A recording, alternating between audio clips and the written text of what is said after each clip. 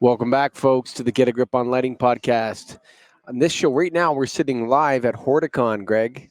HortiCann Light and Tech 2019. We're invited by Maury Wright, the editor-in-chief of LEDs Magazine, and also the host of this event. Yeah, for sure. It was a good event, something unique that I like to see in lighting because a lot of stuff is so general. This is focused. Yeah, Hey, man, this is all we're going to talk about is horticultural lighting. And that's what they did, and they did a good job of it. So we just interviewed Dr. Neil Mattson, associate professor, Cornell, and GLASE. I forgot what GLASE is, but it means like a whole bunch of people that are smart getting together talking about horticultural lighting. It was like Greenhouse, Greenhouse Lighting and Systems Engineering Consortium. There you go. So he's part of GLASE, and we had a great interview with him. And before we go to that interview, we're going to do just a little bit of a recap here. But before we even do that, double before. Oh, we got to go to satco.com, satco.com. We do the light thing. We do the right thing. What do you got to say about Satco right now, Greggy? Satco, full-line lighting distributor, someone you can count on. They've been in business a long time. Quality product, great pricing, great offering. I mean, everything you ask for in a lighting distributor, they have today. Yeah, they support distribution. Exactly. And we're starting to see some people not do that as much. It's a whole other topic we'll dive into later. Dive in later, yeah. Satco does. Satco.com. That's satco.com. We do the light thing. We do the right thing. Check them out, folks. So before we get to Dr. Mattson's interview, Greg, what'd you take from HortiCann? What I took is a lot of, most of it was from our discussions. HortiCann, sorry, HortiCann. HortiCann. Keep saying con, but it's can, HortiCann. LED is really the only way to go with this. I don't know why anybody still considers any other technology in this field. HPS works, bro. I know it does, but I just don't know why anybody would. So does LED. And if you can do it more efficiently. You know how many people do we have on the live streams and the shows today that said there's a lot of snake oil scam artists out there? Well, there are, yeah. So the right LED works. Yeah. So if you can find the right LED, just do it. Not wasting your time with this high pressure sodium crap. I don't know if the high pressure sodium's crap, man. I think that it's proven and reliable, and you've got replaceable bulbs if something fails. So buy high pressure sodium from you and LED from me. Well, is that what you want? This is double-ended high pressure sodium's a big innovation there, buddy. Double-ended. No, you had the double-ended. I mean, it's one of those things where it's a double notch tough to change because HPS is doing something and they don't know exactly what HPS is doing to help the growing. If they could tell us what it is that makes HPS good, it'd be a good start. Yeah, but nobody can. Nobody could. Yeah. Nobody could say to me why HPS is good, right? Yeah. But you see where all the R&D is going, though, is to LED in this. Everybody's going that route. Sure, there'll be some HPS, but at some point, it's all going to be LED. Well, you saw that. You saw some mix. They had HPS LED systems together. Sure. Like he was talking about LED with HPS, like a couple HPS switches mixed in. Just slam them in there. Yeah. How much LEDs are big HPS? Oh, you actually want them to grow? Put some high pressure sodiums in. And then LED on the side. I don't know about that, but yeah. No, that's what they were talking about. That's what they were. Yeah. And the other thing that it was is like it's almost like it's not a distributor thing. There needs to be an emergence of people that are indoor agricultural technicians or something, and they deal with HVAC. They deal with lighting, they deal with moisture, they deal with water control, they deal with soil. It's like everything. That's right. So for right now, I think that's a good recap of HortiCann Light and Tech 2019 or Tech and Light. What is it? Light and Tech. HortiCann Light and Tech Conference. Cannabis, ornamentals, fruits, vegetables. And there will be, in addition to this, another 5 or so that we live stream that will be linked. And that's where you can really hear more about this. Yeah, we actually did some live streaming here from the Sheraton downtown Denver. We made it. Props out. And what we're going to do is those are going to be linked in this show as well. So you'll be able to click on those YouTube and watch it out. Right, Scotty? That's the plan. That's a thumbs up. So check out for right now. We got Dr. Neil Mattson of Cornell University on the Get a Grip on Lighting podcast. Of course, National Association of Innovative Lighting Distributors. Come on, man. Our show's coming up, 19th to 23rd, Biloxi. Dr. Mattson in April. Dr. Mattson right now on Get a Grip on Lighting. Is it Doctor or Dr. Neil Mattson? You can call me Doctor. Yeah, okay. It is Doctor. All right, Dr. Neil Mattson, welcome to the show. Thanks for coming on. Right. Very happy to be here. Say hi to Greg Eric. Hey, how's it going? Good. Thanks for being here. So I often talk about in the lighting industry, Dr. Mattson, these cycles, and there's kind of like you start hearing about an industry a lot, and there'll be a push of innovation, then it'll collapse, and then it'll have to restart. It seems like horticultural lighting has been through a couple cycles with LED now. Right. Where there's been companies coming in, like it's maybe around 2009, 10-ish. A lot of companies came in and started making horticultural lights, and then a lot of them exited the business or went bankrupt or different things like that. And there seemed like there was a bit of a surge a couple years ago, and then it kind of petered out a little bit. A lot of the incumbents continued to use HPS. Right. You know, and then there seems to be another drive at it now. Is am I right about that? That kind of the industry kind of gets behind it. Yeah, there's a cycle. And like you say, maybe 10 years ago, 8 years ago, there were lots of. It was kind of early days for LED technology, and I think they weren't quite able to deliver what growers needed at that time in a more energy efficient way. And then so there was some consolidation, and then lighting technology really caught up. Energy efficiency actually got better. And then difficulties were the high initial cost of the product. And so then companies were looking for ways to deliver higher quality crops. So beyond just like biomass that you would get per crop or yield, like what are other benefits that more these sophisticated could do? metrics? Yeah, that's right. Yeah. And so I think what we're seeing in this market is companies that can deliver not just a product but help a producer use it most effectively and like work with them and respond to their needs. Like those are the ones I'm seeing being more successful in the market currently. What is a metric that we can use to define what is good? I know there's multiple, but lumens per watt a lot of times is on traditional LED. Right. Yeah. For horticulture LED, I think you mentioned it's something about kilo. Yeah, so we use micromoles per joule. Micromoles per joule. which is our PAR efficacy, so our photosynthetically active radiation efficacy. So that tells us, how much light output there is in terms of what the plants can use per unit of energy. And then a little bit of what I talked about this morning was expanding that to actually crop performance under a given lighting regime, which I called biomass efficacy. Yes, biomass efficacy. Yeah. That's what I remember, Yep. yes. So that biomass efficacy would be like grams of saleable How much product, edible strawberries did you get? per kilowatt hour of electricity. And you had those 6 samples of the 2 different ones you did where you had the strawberries at the bottom, and I think it was kale at the top or something. I can't remember what, it was a leafy plant at the top, and you could see that when done right, the LEDs actually did produce more biomass. That's right. Yeah. So we looked at kale in a field, in a greenhouse, and under sole source lighting, and specifically looking at some eye health pigments. And we were able to see under kind of sole source lighting done right, we actually had higher concentration of these eye health pigments. Yeah. Is that a number that will improve as technology improves, or is it kind of it is what it is and you just have to get to that? Yeah. So biomass efficacy will continue to improve just as LEDs improve in their energy efficiency. So that's one way. And then as we better understand how to deliver what the plant needs without like stressing the plant too much, we'll also be seeing higher yield. So that's a number that I hope and I think will keep pushing up and up. Yeah. And the LEDs beat traditional lighting sources across the board on that? So we looked at a limited number of environments. So I wouldn't be able to wholesale say that narrow waveband lighting is always more efficacious than broadband lighting, like high pressure sodium light. Okay.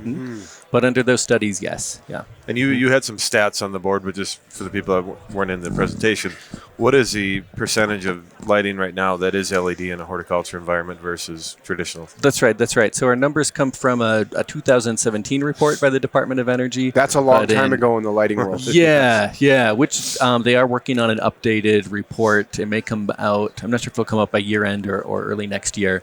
But at that time, 2% of greenhouse lit area was LEDs, and the rest were HID lights.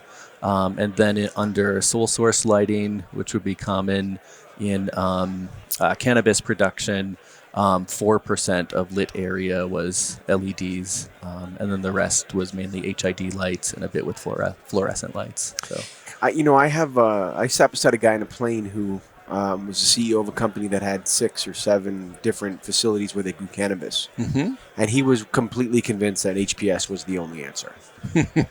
I think that, and I can't speak to cannabis specifically with Yeah. my position at Cornell, but overall, I would say it's one thing to deliver the same quantity of light using different lighting sources, Sure. but you also have to think about how else that affects the environment. Yeah, so he was talking about the heat and the moisture created by the using the way they did the water and the way they watered it and the heat from the HPS, and he thought that all contributed to the process of growing it, although he couldn't speak technically to it. And I know in our more like typical or like vegetable greenhouse crops in the northern climate, HPS was the standard and has been the standard for a long time, and that was kind of built into determining the heating needs for a greenhouse, and so you could count on, say, a third of your heating needs coming from your lighting source, and so you would install a smaller boiler because of that, and so an operation that that built their operation using that kind of math, they wouldn't be able to just make the switch without adjusting how they're heating their operation or controlling their environment. So one has to look at kind of the whole picture of what's going on.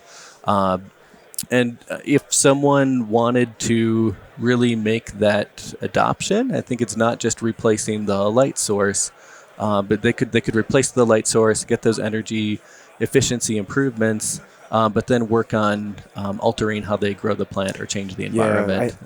I think that's the issue for like we're lighting distributors. Right. I sell light bulbs every day. And all of us are sort of tentative in this field simply because instead of it being used so people can utilize the space to do whatever it is that they want to do, the light is actually part of the production process. Right. And so changing it is inherently has changing the effects of whatever the crop they're growing is.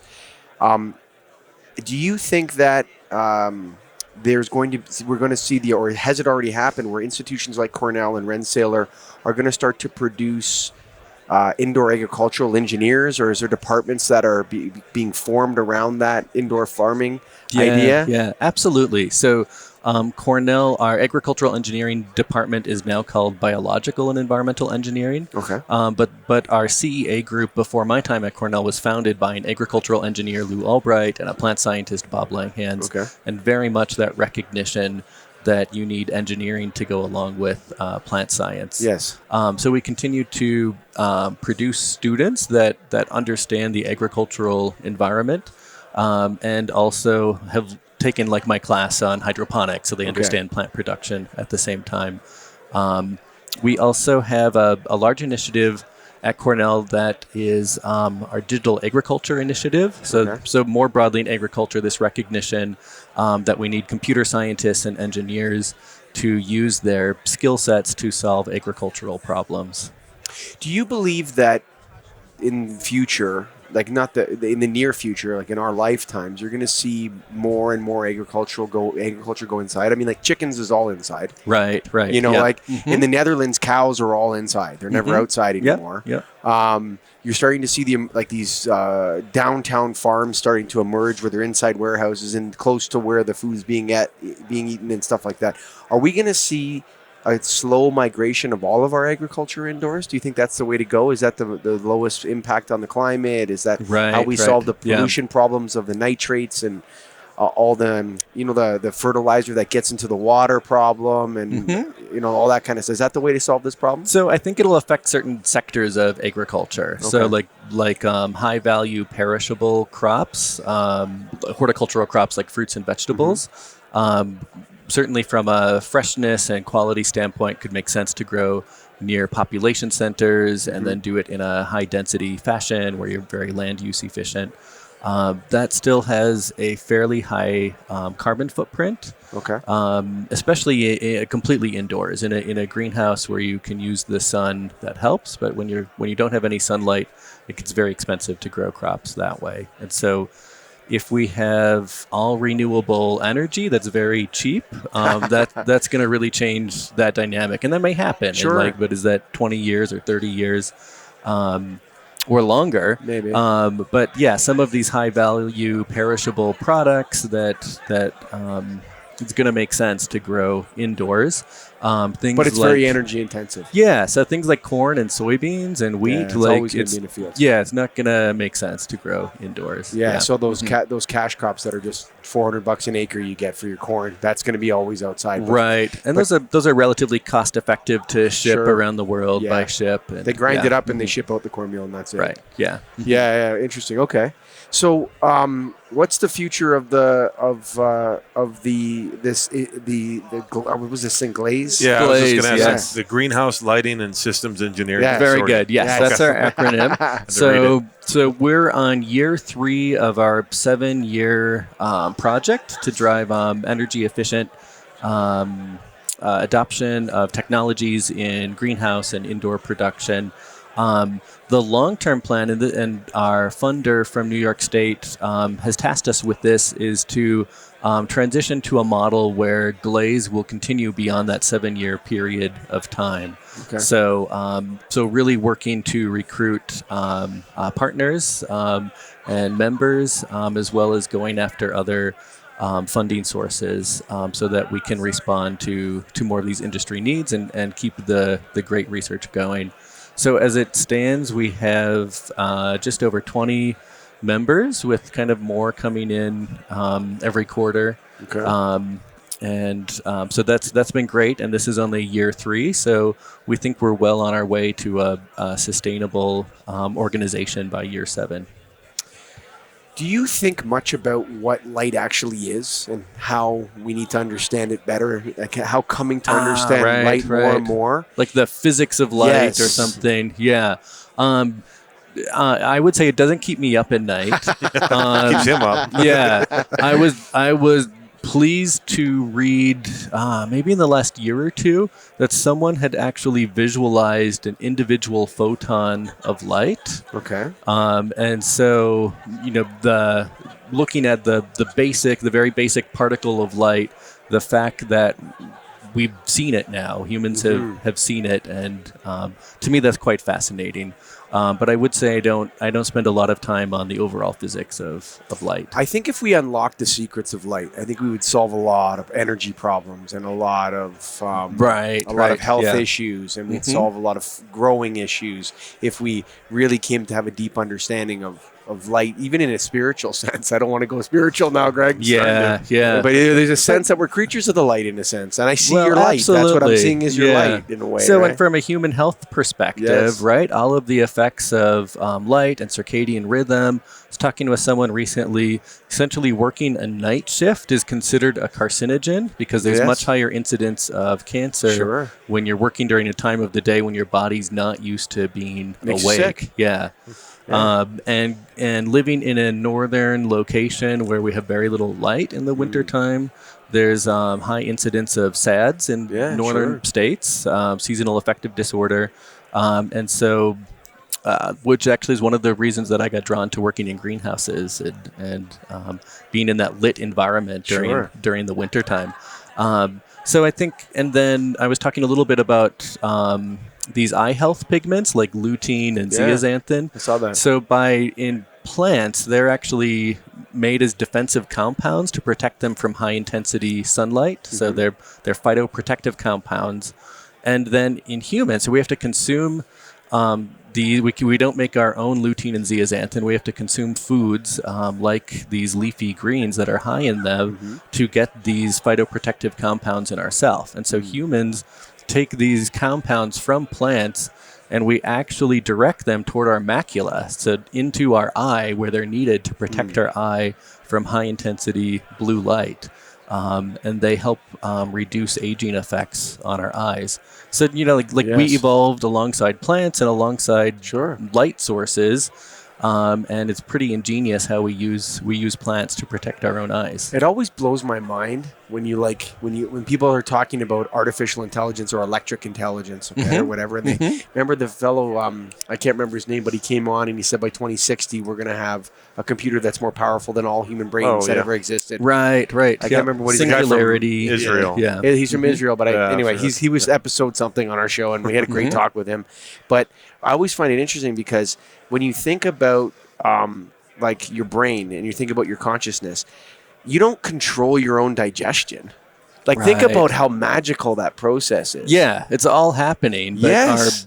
we're not consciously No, like you eat these leafy greens. You're like, I'm gonna have a salad today. I'm gonna Santa Fe chicken salad. And meanwhile, your stomach goes, ooh, some lutein. Let's send that up to those eyes up there. To protect from the sunlight. That's amazing. And that your brain is sending you these signals to crave certain things to meet those physiological needs. It's unbelievable. Man, actually. That's really unbelievable. Right. So when they talk about artificial intelligence or electric intelligence, because if it's actually really intelligent, I don't think it'll be artificial. Do you? Right. It'll be intelligent.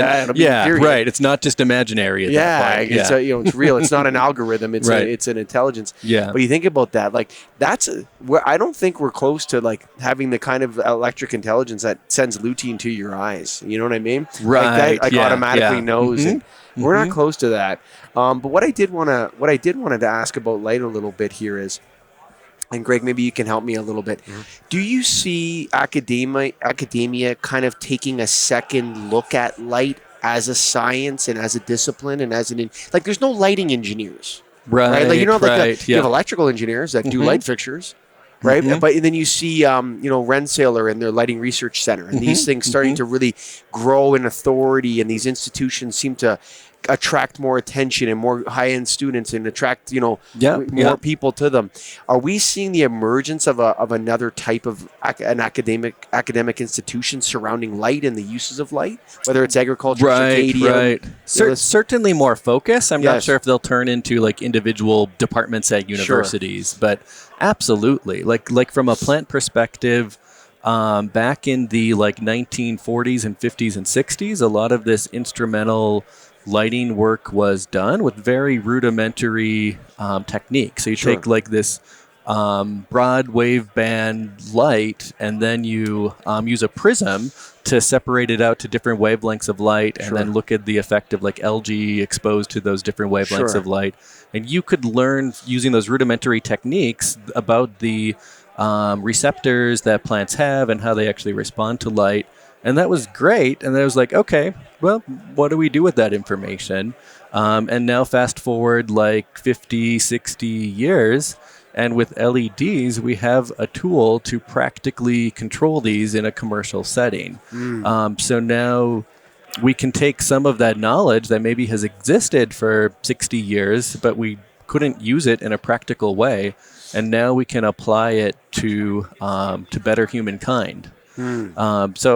So to me, that rapid advance implies then there must be more focus on how to then apply those tools. And part of that relates to that's engineering. Engineering and applied science and photometry and light distribution and control and drivers and power supplies to do this interesting stuff. Wow. So you have your goal of reducing it by 70% from the 2014 levels. Right. Yep. Our goal is to reduce energy in horticultural lighting by 70%. Haven't you had, you know what though, haven't we, okay, so I'm going to speak on behalf of the lighting business. Okay. There you go. But I think, lighting people, whatever designers, or distributors, contractors, we have done so much inefficiency. Right. Like this sector has really driven all the efficiency that we've seen in the world, right? Energy savings, right? I mean, HVAC, you might be able to scrape 15%, 20% here and there, but lighting, you're down 90. You can get down to like 90% with incandescent LED and stuff. Right. Yeah. Massive. I think the conversation surrounding climate science and from academia and that, we can't efficiency our way out of that. We have to make clean energy. Absolutely, right? And in terms of making your house more energy efficient or like say carbon neutral, if my goal is to make my household carbon neutral, the first thing that you do is you make things more efficient. And that's great. Maybe you reduced heat loss in your house by 30%. But you still need some energy to drive all of these processes. You can't live in Minneapolis or Toronto without energy. Yeah, you can't. It's not a place to live. So then it's like, okay, then we did the efficiency stuff, and now we need to look at renewable energy. And yes, I need 30% less of that energy because I'm more efficient, but I still need that energy. So absolutely. It's time for the generation sector to step up. Right. And really like, come on, coal-powered energy in 2019. People are talking about that. Mm-hmm. You know, and not to get so political, I right? mean, But that's not a things political have- conversation. Yeah, It's yeah. not. You know what I mean? And like Ontario is a clean energy jurisdiction. Right. So I think it's like we have the lowest carbon intensity per kilowatt or megawatt in North America, next to Quebec. Mm-hmm. And so we're all nuclear, and then we have hydro, and and then gas, and then wind and solar. Mm-hmm. So that's our mix. But you have places in the United States that are 100 times more carbon intensive than Ontario. Right. Yeah. So many of the Midwest states rely a lot on like coal-fired power plants. Yeah. And why? Like I don't understand. Like when it comes to that, everybody's got all this efficiency on one side, but I don't feel the same pressure on the generation side. Right. And I think that's where all the answers come to me. Yeah. Well, and like I talk about, the two go side by side, right? Right, like, for sure. Yeah. But there's pressure for people to switch to efficient products. There's rebates. There's action. There's conversations. There's conferences. We need clean energy, though, man. That's what we need. So, and controlled environments are a really good place to address some forms of renewable energy or improved energy. So cogen systems, while still using fossil fuel, so natural gas, but you're generating your electrical needs, and our operations need a large amount of electricity, and then we have all this waste heat that we can use to heat or cool that growing environment that otherwise would have been wasted if it was generated at a power plant and not used for anything. Yeah. And then we take the CO2 from the exhaust and we pump that into the greenhouse to make photosynthesis more efficient. That was fascinating when you were. That's how I think it's interesting how you have these indoor agricultural technicians, because they're thinking about HVAC, they're thinking about CO2 levels in the growing space. Right. Like that was fascinating that your yields actually went up quite a bit when you controlled the CO2 at a set level. Right. That's pretty good. That's a good place to store carbon, actually. Yeah. So, and then one could think about linking these energy producing facilities to a place that can then scavenge and use that CO2, and it's not going into the atmosphere, it's going to more plant growth and reducing our energy needs for lighting. So that's not completely renewable energy, but it gets us closer. And then, yes, more needs to be done with fully renewable energy or nuclear. Non-carbon based energy is what we need, right? I think I said in another podcast, if you burn stuff, you inhale smoke, right? That's right. Yeah. Mm-hmm. Laws of physics. Yeah. So where are you guys at in your 70% goal? So I would say a couple things. We're through this really rapidly growing industry and improvements in LEDs. We are close to that 50% energy efficiency target for the lights themselves. We have shown in our own university studies that we can reduce energy for lighting by like 25% if we can control that light better versus like light threshold control, which is most common in these operations.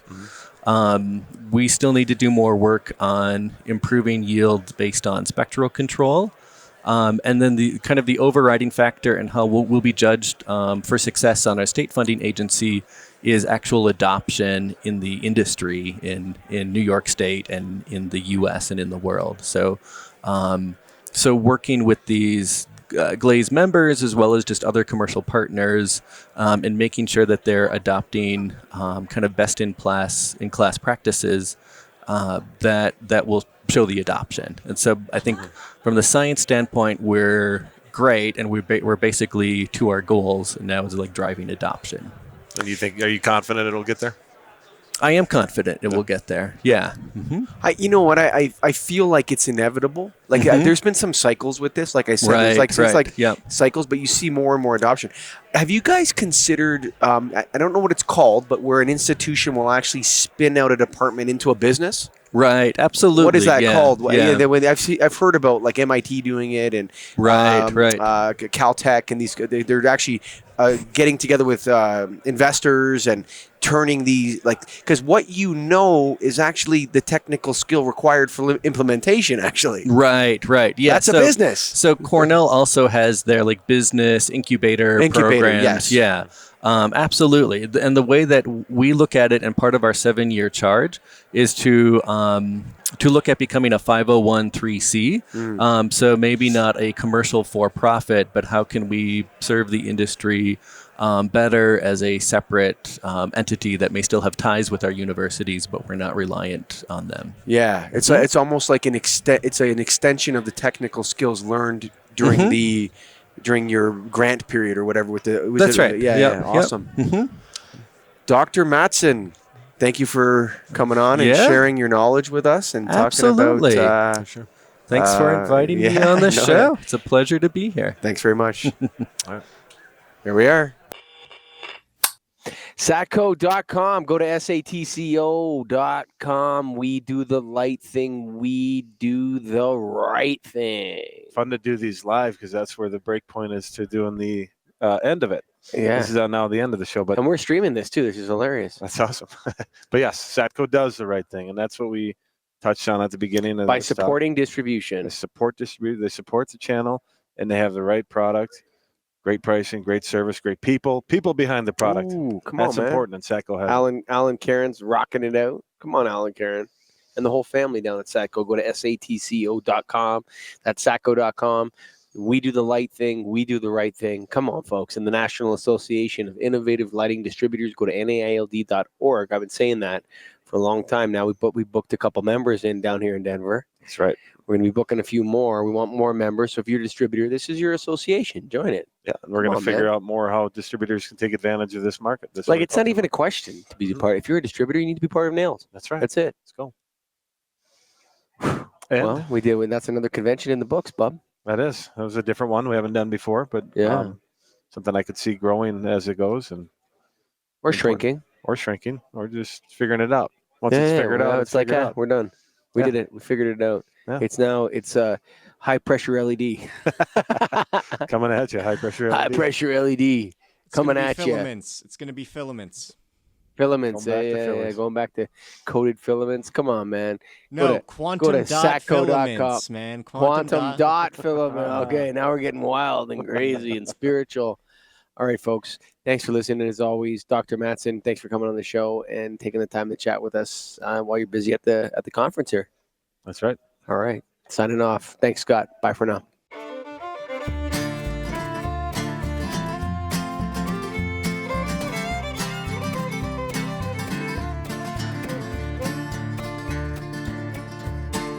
Written on the rectory wall, there's a sign there for all.